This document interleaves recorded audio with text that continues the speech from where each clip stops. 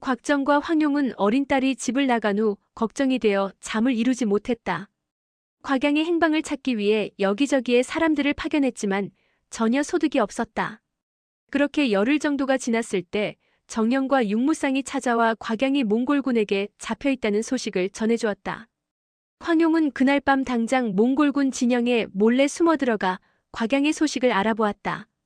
그러나 양과와 마찬가지로 북대영에 갔기 때문에 아무런 단서도 발견하지 못했다.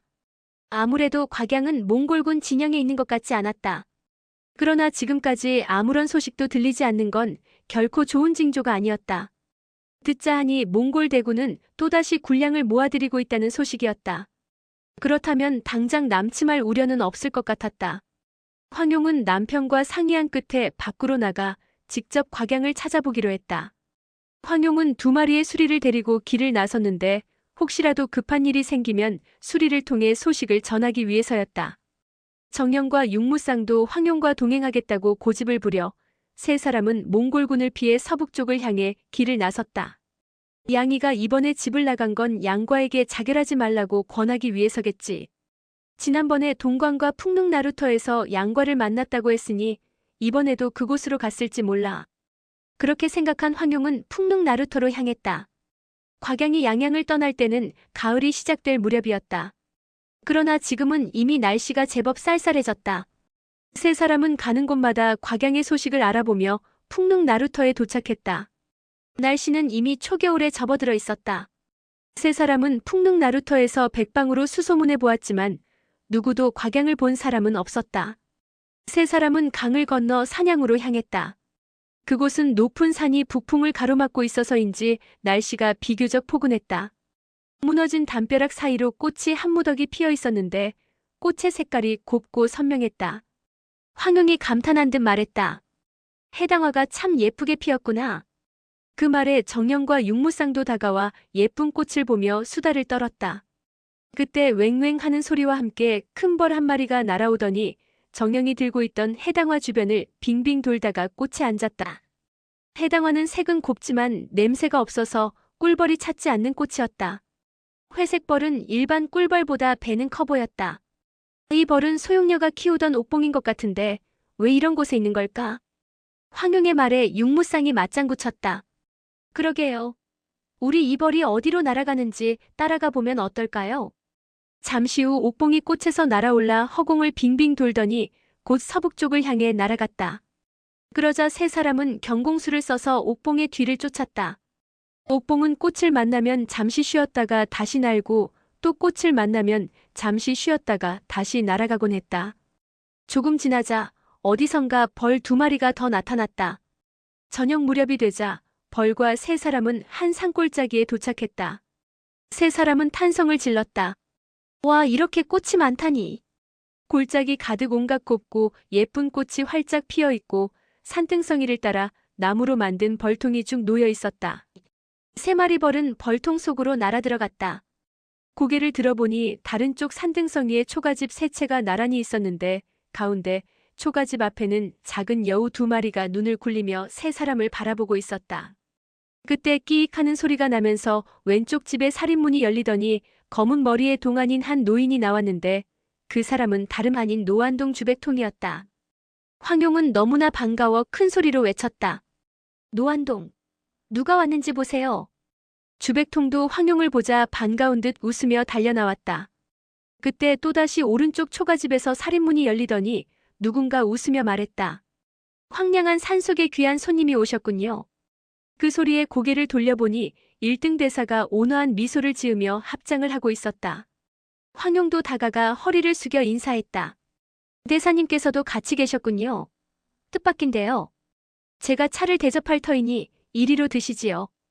그러자 세 사람과 주백통은 1등 대사의 초가집 안으로 들어가 앉았다. 곧이어 1등 대사가 차를 내왔다.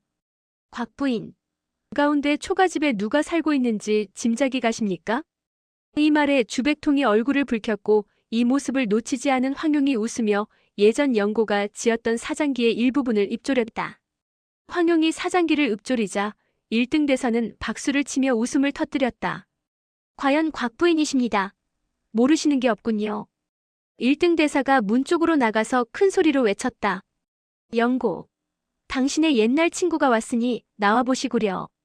잠시 후 영고가 나무 쟁반을 들고 나와 손님을 맞이했다. 쟁반에는 과일이 한가득 담겨 있었다. 6사람은 다과를 즐기며 대화를 나누었다. 1등 대사와 영고 그리고 주백통은 수십 년 전 복잡한 인연으로 얽혀있는 관계였다. 그러나 세월이 많이 흘러 이제 3사람 모두 나이가 많이 들었다. 그들은 모든 원한을 깨끗이 잊고 이곳 백화국에서 함께 은거하며 벌을 기르고 채소를 가꾸면서 노년을 즐기고 있었다. 황용은 양양의 영웅대연에서 있었던 여러 가지 일에 관해 이야기했다. 그날 밤 황용 등 3사람은 모두 영고의 방에서 하루를 묵었다. 다음 날 아침 황용이 일어나 밖으로 나가자 주백통이 손바닥에 옥봉을 올려놓고 마치 춤이라도 추듯 손발을 움직여댔다. 매우 의기양양한 모습이었다. 그 모습을 보며 황용이 미소 지었다. 노환동, 무슨 일인데 그렇게 기분이 좋아요?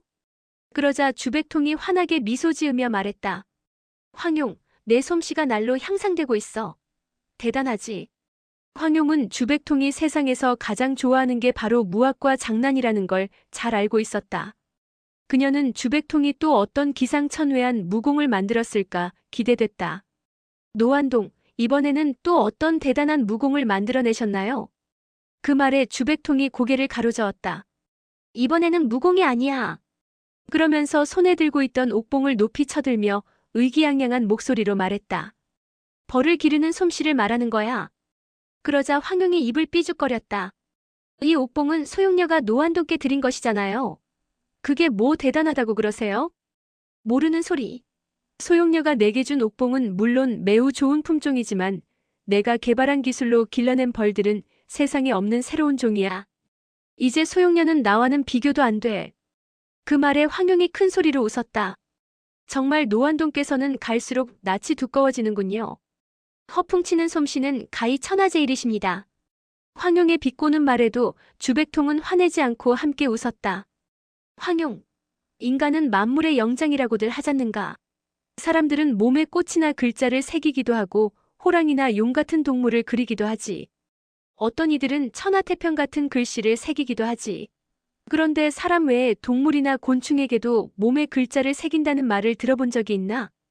호랑이나 표범 등은 얼룩무늬가 있고 호랑나비나 독사 등은 몸에 화려한 꽃무늬가 있지요.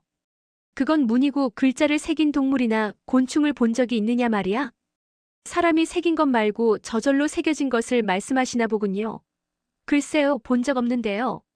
좋아, 내가 오늘 귀한 구경을 시켜주지. 그러면서 주백통은 왼손을 황용의 눈앞으로 뻗었다. 과연 손바닥에 놓인 커다란 벌의 날개에 글자가 새겨져 있었다. 황용은 그 글자를 자세히 들여다보았다. 옥봉의 오른쪽 날개에는 정곡절하고 적혀 있고 왼쪽 날개에는 아제절이라고 쓰여 있었다. 황용은 너무 놀라서 계속 중얼거렸다. 정곡저, 아제절, 정곡저, 아제절. 이 글씨들은 절대 저절로 생긴 게 아니야. 분명 누군가가 새긴 게 분명해.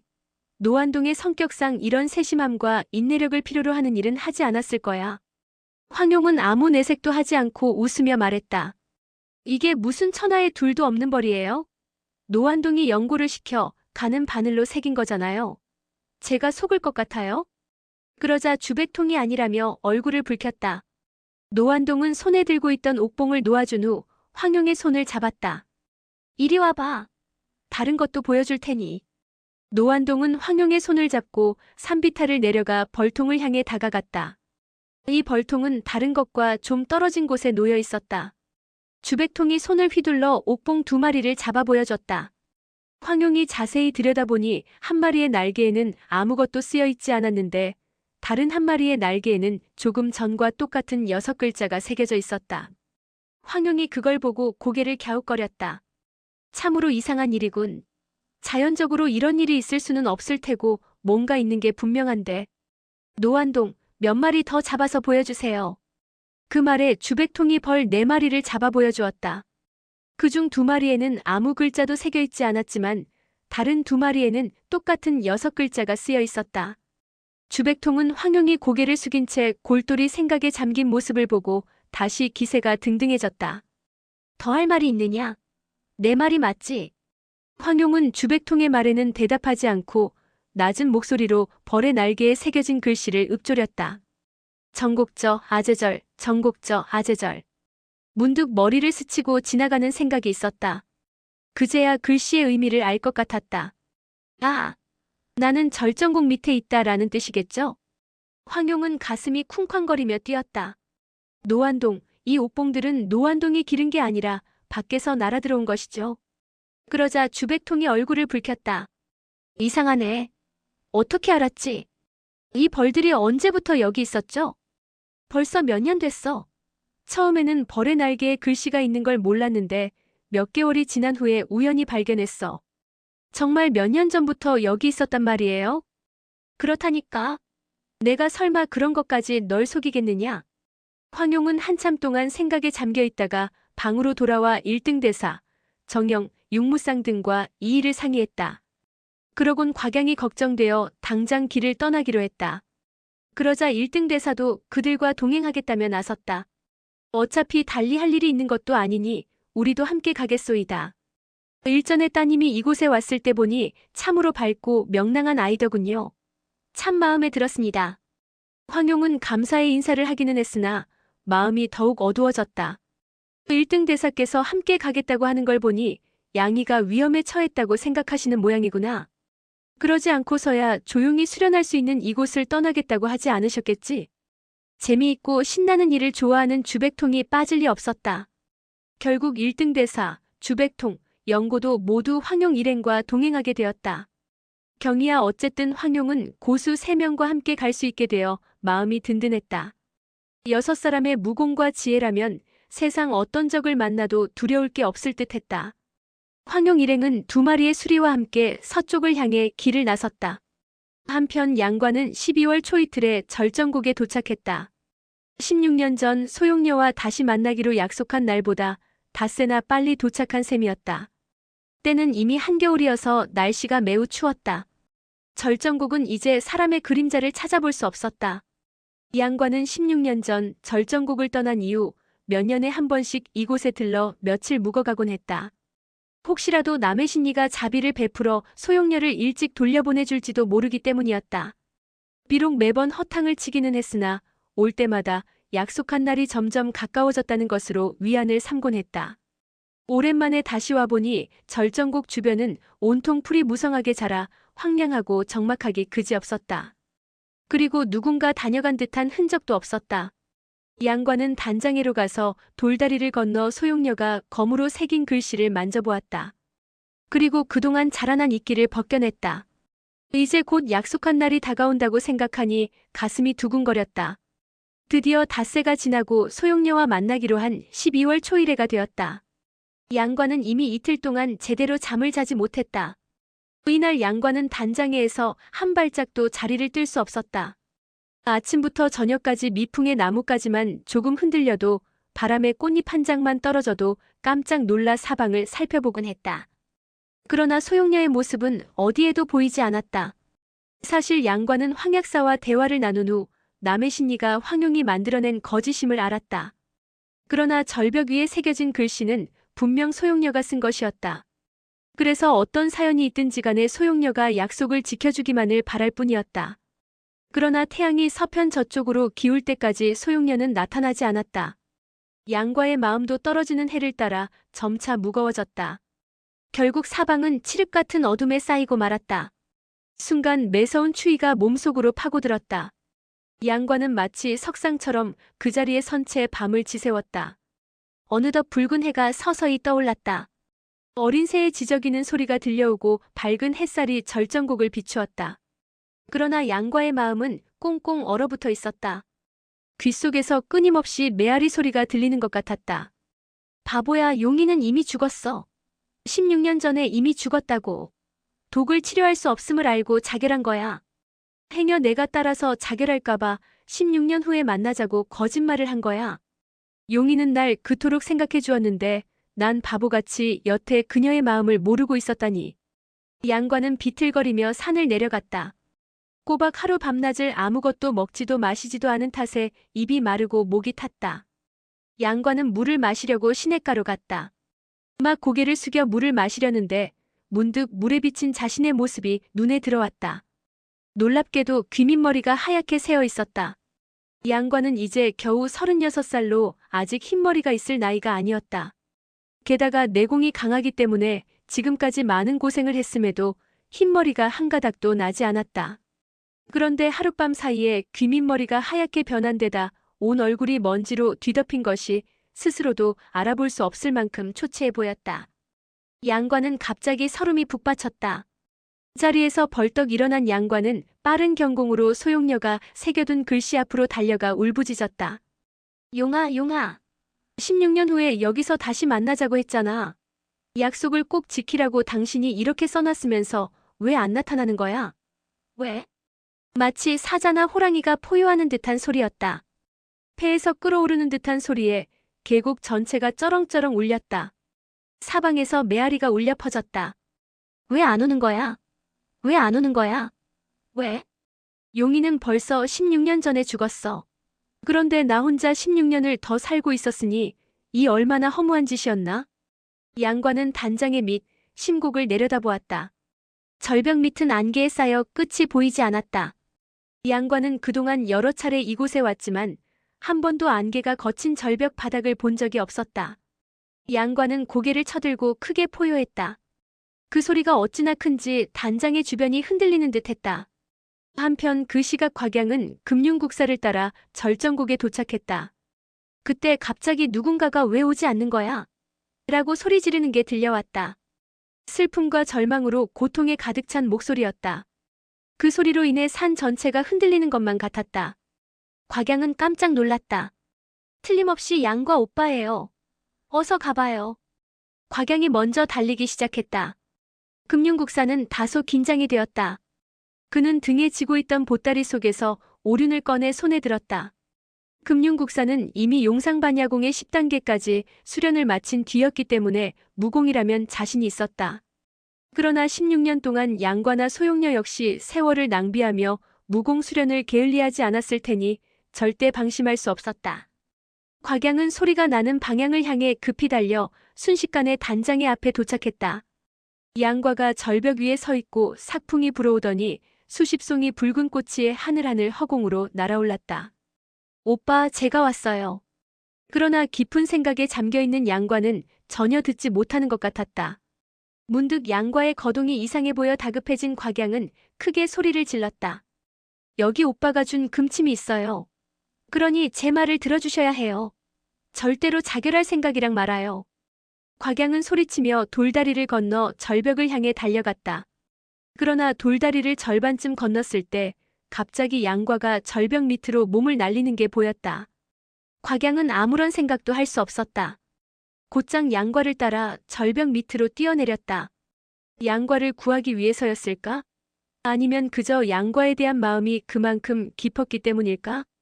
뒤에서 따라오던 금융국사는 곽양이 절벽으로 몸을 던지는 걸 보고 깜짝 놀라 그녀를 구하기 위해 뛰어갔다. 금융국사가 순간 내공을 높여 빠른 경공술로 뛰어갔지만 결국 한 발 늦어 곽양은 이미 절벽 아래로 몸을 날린 뒤였다. 금융국사는 깊이 생각할 겨를도 없이 발끝으로 땅을 찍으며 몸을 굽혀 곽양의 팔을 잡았다. 이건 매우 위험한 행동으로 자칫 잘못하면 금융국사마저도 절벽 밑으로 떨어질 수 있었다. 금융국사의 손이 막 곽양의 옷소매를 잡은 순간 찍 하는 소리가 나더니 그만 옷소매가 찢어지고 말았다. 결국 곽양의 몸은 순식간에 안개를 뚫고 절벽 밑으로 사라져버렸다. 금융국사는 장탄식을 하며 쉼없이 눈물을 흘렸다. 그는 곽양의 찢어진 옷소매를 손에 든 채 멍하니 심곡을 바라보았다. 한참이 지나자 누군가 말을 걸어왔다. 거기서 뭐 하는 거요? 고개를 돌려보니 맞은편에 주백통과 늙은 승려, 그리고 젊은 여자 셋과 나이든 여자 하나가 서 있었다. 젊은 여자 중 한 명은 황용이었고 나머지 두 사람은 처음 보는 얼굴이었다. 주백통과 황용은 분명 강적이었으나 금융국사는 그들이 전혀 두렵지 않았다. 그러나 지금은 곽양의 죽음 때문에 마음이 괴로운지라 싸우고 싶은 생각이 전혀 들지 않았다. 금융국사는 처량한 목소리로 말했다. 곽양 낭자가 절벽 밑으로 떨어졌소. 금융국사는 한숨을 길게 내쉬더니 고개를 떨구면서 눈물을 흘렸다. 황용 일행은 금융국사의 말을 듣고 깜짝 놀랐다. 특히 황용은 너무 놀라 얼굴이 굳어졌다. 정말입니까? 무엇 때문에 거짓말을 하겠소? 이걸 보시오. 금융국사는 손에 든 옷자락을 흔들었다. 황용이 보니 과연 딸의 옷자락이 틀림없었다. 황용은 몸을 부들부들 떨며 할 말을 잃었다. 주백통이 화를 내며 소리쳤다. 이런 죽일 놈 같으니 뭐 때문에 어린아이를 해쳤느냐? 정말 악독하기 짝이 없구나. 그 말에 금융국사가 고개를 가로저었다. 내가 해친 게 아니오. 그렇다면 그 아이가 왜 절벽 밑으로 떨어졌단 말이냐? 네가 밀었거나 협박을 한 게 분명하다. 금융국사는 고개를 저으며 울먹이는 목소리로 말했다. 아니오. 그 아인 내 의발을 전수받을 제자인데 내가 왜 그 아이를 해치겠소? 그 말을 듣자 주백통이 땅에 침을 탁 뱉으며 소리쳤다. 거짓말하지 말거라. 그 아이의 외조부가 황노사이고 부친이 곽정, 모친이 바로 여기 있는 황용이다. 모두 다 너 따위가 상대할 수 있는 사람들이 아니지. 그런데 그 아이가 무엇 때문에 너를 삽으로 모신단 말이냐? 하다못해 내게서 몇 초씩만 배워도 너 따위는 가볍게 이길 수 있을 것이다. 주백통은 금융국사를 향해 침을 뱉었다. 비록 거리가 조금 떨어져 있었지만 내공이 실린 침은 마치 암기라도 되는 양 허공을 가르며 빠르게 금융국사의 얼굴을 향해 똑바로 날아갔다. 금융국사는 얼른 고개를 돌려 피하면서도 속으로 감탄을 금치 못했다. 주백통은 금융국사가 아무 대꾸도 하지 않는 걸 보자 의기양양해서 더욱 큰 소리로 떠들어댔다. 양이가 너의 무공 실력을 인정하지 않은 거지. 그런데 너는 기어이 그 아이를 제자로 삼으려 한 거고. 그렇지. 그 말에 금융국사가 고개를 끄덕였다. 그것 봐라. 그래서 양이를 절벽 밑으로 밀어버린 것이구나. 주백통의 말에 금융국사는 탄식하듯 대답했다. 내가 민 것이 아니오. 나도 그 아이가 왜 자결하려 했는지 모르겠소. 황용은 어찌해야 할 바를 몰랐다. 눈물마저 흘리는 금융국사의 모습을 보니 금융국사가 일부러 딸을 밀어 떨어뜨린 건 아닌 듯했다. 그러나 딸이 절벽 아래로 떨어진 일이 금융국사와 관계가 있는 것만은 틀림없었다. 누군가가 책임을 져야 한다면 그 사람은 바로 금융국사였다. 그리고 지금 황용의 가슴속에서 끓어오르는 분노를 누군가 감당해야 한다면 그 또한 금융국사여야 했다. 황용은 이를 악문 채 죽봉을 들고 금융국사를 향해 천천히 걸어갔다. 오늘의 영상은 여기까지입니다. 영상이 도움이 되셨다면 구독과 좋아요, 알람 설정 부탁드립니다. 시청해주셔서 감사합니다.